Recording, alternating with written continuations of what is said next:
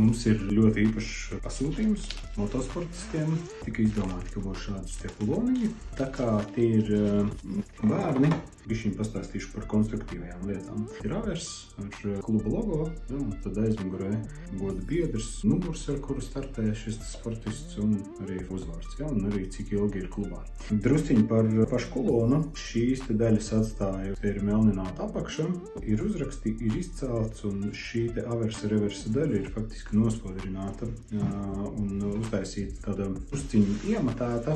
Visur pārējais gan sāni, gan šī te kulona daļa atstāta ir tāda robustāka, kaut kur ir melninājums, kaut kur vēl kaut kas, un dēļ tā, ka tie ir gan sportiski, gan bērni, tad ir izvēlēts kaučuks, kur kaučuku materiāls ar furnitūru. Pēc tam vēl kaučuks arī šeit ir gan ielīmēts, gan arī sakniedēts ar sudrabu.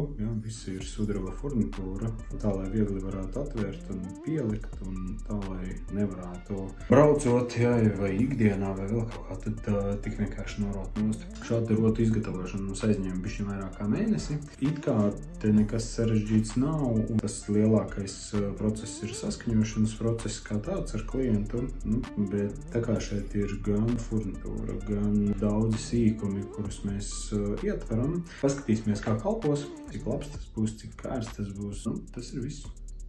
Lūk.